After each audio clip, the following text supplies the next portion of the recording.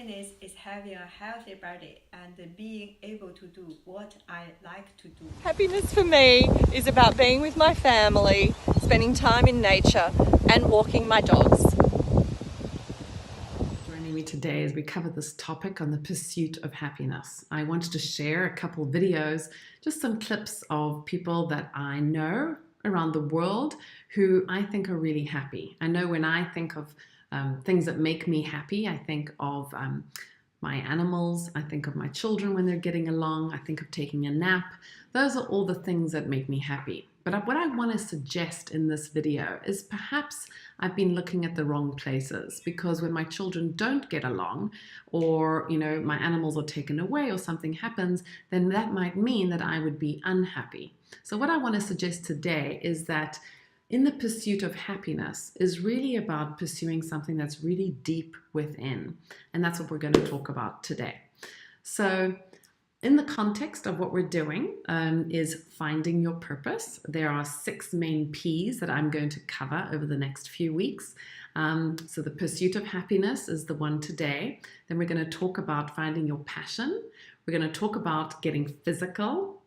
And then we're going to talk about being productive, philanthropy, and the last one is finding peace. So those are the 6 P's that we're going to cover in a series of this first idea that I bring to Isabel's ideas under finding your purpose. So first of all, I just want to ask you, click subscribe if you want to continue watching these videos. They're going to be short, hopefully 10 minutes or less. Please click the little alarm bell to the right, then that's the notification that will tell you when the next video comes up, and please share. That would be absolutely awesome. Okay, so what is happiness? There's actually been a lot of studies done recently, a lot of science around this. One example is, actually there are a couple of them, but in countries like Bhutan and Japan and India and even the United Arab Emirates, they have assigned special people, ministers of government, as happiness government, all right? Happiness ministers. And the idea behind this, for example, in Japan, is even though they had noticed, obviously, that their GDP over the last few decades has improved significantly, and one would think that with material well-being, so would the overall well-being and happiness of their citizens improve, but they actually found a phenomenon that showed the opposite, and it's called the phenomenon of the paradox of happiness, which actually in their case meant that people were actually getting more unhappy. There was a study that was done in the US that showed that people making around $70,000 a year are actually considered to be the happiest people. So that, that tells you that they're certainly not on the poverty line, but they're certainly not affluent and super wealthy. So the point of that study was simply to show that having money and the accumulation of wealth is not necessarily what is going to make you happy. And we know that. We can just look around us. The other thing that's important to note is that a lot of people think, well, surely if I find my purpose, I find my passion, I find, a husband or a great job, or I, find, these things, then I'll be happy. And I want to suggest to you that you actually turn that around, flip that over, and really think of happiness as something that you have to find within. And it is changes that you're going to make in your life, small changes that you're going to make in your life over a period of time, consistently on a daily basis, that are actually going to make you happy. And I'm going to give you a little formula in a few minutes. Before I do though, I highly recommend this book, The Slight Edge. It is a really prescriptive book for you if you want to make changes in your life, if you feel that your overall well-being or sense of happiness is not as high as you'd want it to be. I strongly suggest reading this book and kind of adopting the methodology in there around making small daily habits over a long period of time is what is going to change your happiness factor.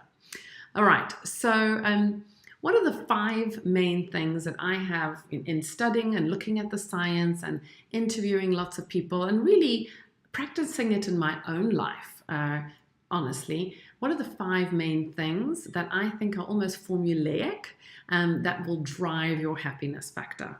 Well, the first one is attitude and mindset, really between your ears. And I'm going to probably have another whole separate video down the line about that. So really is having a positive attitude, looking at circumstances with the cup half full and not half empty is really incredibly important.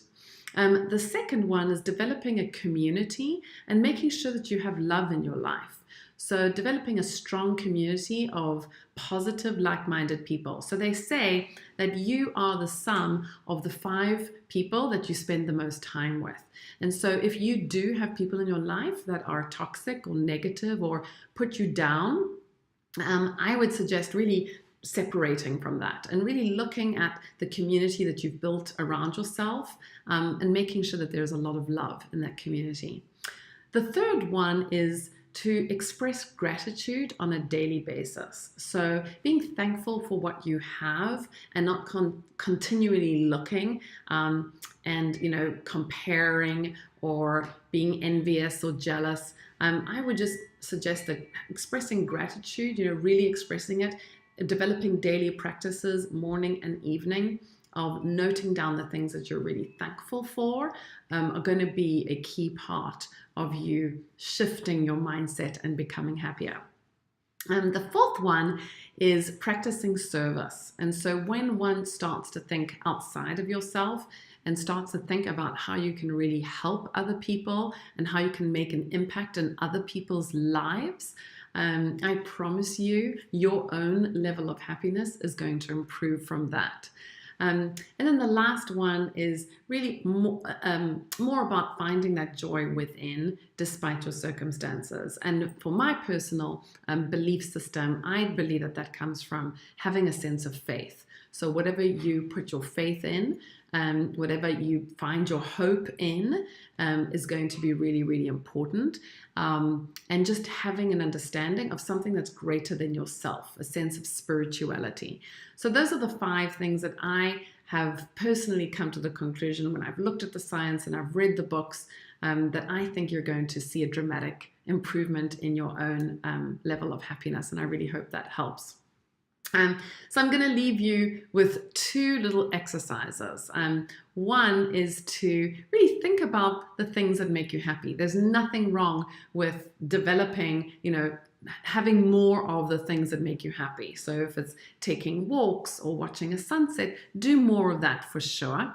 But also start to develop these practices that I have spoken about. And then the second one is we actually have the United Nations a few years ago put out March 20th. Every single year, March 20th is the International Day of Happiness. And I would recommend that you do something, plan something for that day that has a ripple effect, that spreads this movement of happiness to those around you. I'd strongly recommend reading this book, Live Happy. It's just a wonderful, wonderful, inspirational book. And you can actually go to their site, livehappy.org. You can subscribe to their magazine. They have a digital and a hard copy magazine that can be delivered to your door. And then I'd really strongly recommend going to happyacts.org. That's happyacts.org to sign up to do something kind on March 20th. So you can sign up, you can find a wall somewhere in your neighborhood. It could be in your house, it could be in your community center, shopping center, the gym, your church, your synagogue, doesn't matter where it is, but you can actually set up a wall if you want to do something more formal and encourage people to come in and just note down what they intend on doing that day or that month or that year to generate, just make other people happy, generate an act of kindness. So we're calling them happyacts.org. I encourage you to go on there, sign up. You can do it formally or you can do it informally, but just note this time. So thank you for your time. I'm going to leave you with a few other clips of friends that share with us what makes them happy. And I'll see you next time. Cheers. Happiness is drinking a cup of tea next to the fire after a hard day's work. Happiness is health, our family and kids living in Mauritius. Happiness is playing with my dogs, jumping with my dad, going walks with my dad and the dogs, going with rivers, catching fish there in South Africa, and doing school with my mom and learning stuff and being in first grade. Those are all the things that make me happy. Happiness is being with my friends and going to gym. La felicidad es la libertad espiritual, de poder demostrar lo que cada ser humano sentimos. Happiness is walking in my garden. I live in South Africa. There's my wild African thing. There's my flowers. Where are my flowers? There's my garden. Rutilal qraqaqsik ichuqissaqchiri.